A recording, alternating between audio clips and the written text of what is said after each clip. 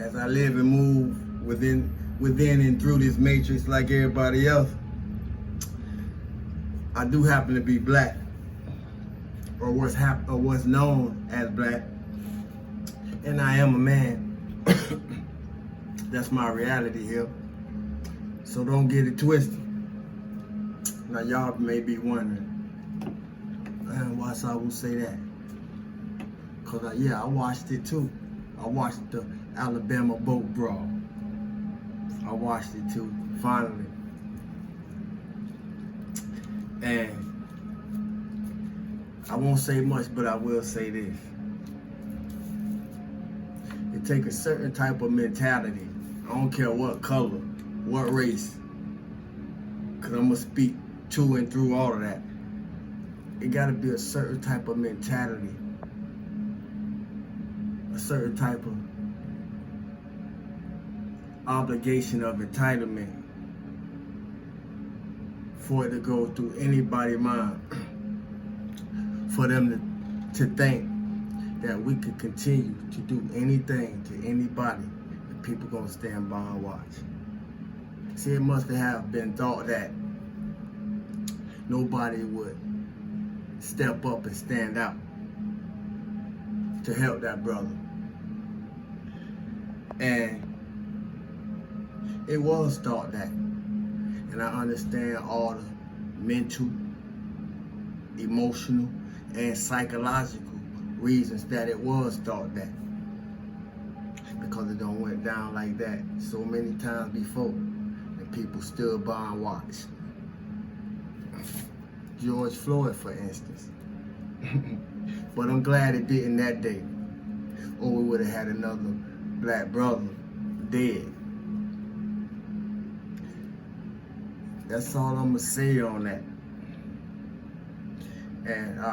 And keep you a folding chair and some mismatched socks may help too. Salute to that brother who swam across that water, man, to help. See, for me,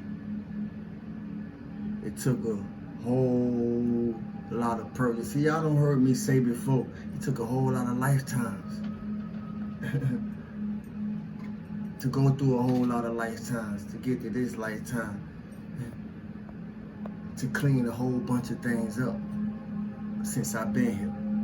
It took a whole lot of purging, a whole lot of releasing, a whole lot of letting go, a whole lot of growing, a whole lot of more purging, a whole lot of more cleansing, a whole lot of more growing, a whole lot of more letting go, a whole lot of more releasing, just to keep growing. Is anybody listening?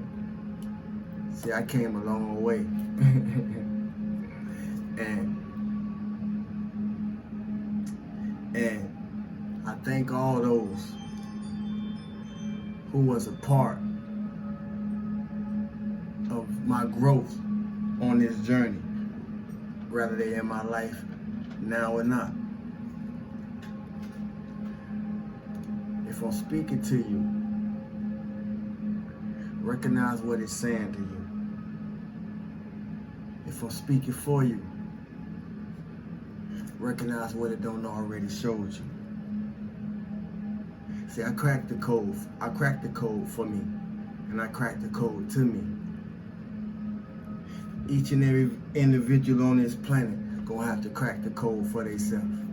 And by the things that we get to witness, whether it's on TikTok, whether it's on Facebook, whether it's on YouTube, or negative and lower natures, it's for a reason. Regardless of how we feel about it, it's for a reason. You're gonna have to crack the code to you. My question is, how long will you hold on to being how you always been? If it still got you going through what you say you tired of going through, yet you ain't recognize what it have showed you, how to break through. And if you have, keep going, don't break down. See, if most people could just remember in order to see how long they've been the way they've been, they'll do everything in their power to try to get a little better, to try to be a little better, and to try to live a little better.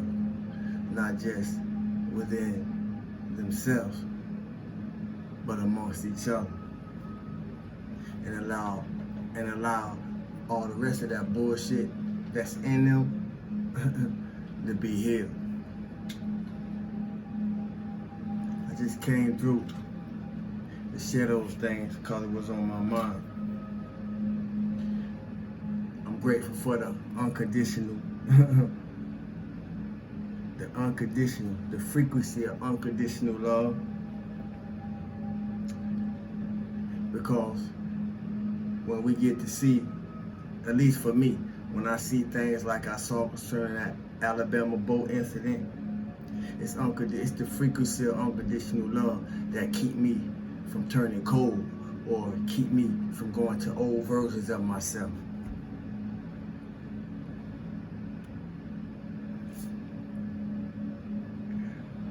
Let love be the frequency, but when the war's on, if you're ready, you won't have to get prepared.